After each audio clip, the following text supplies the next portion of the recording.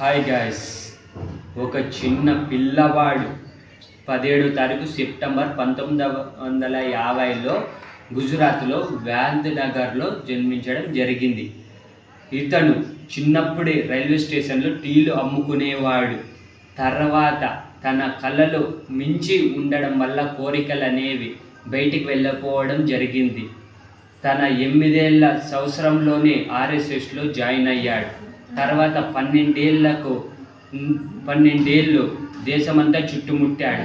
ఎన్నో తెలియని విషయాలు తెలుసుకున్నాడు. సంస్కారం, క్రమశిక్షణ, ధైర్యం ఇలాంటివి ఎన్నో విషయాలు తెలుసుకున్నాడు. 2001లో గుజరాత్లో ముఖ్యమంత్రి అయ్యాడు.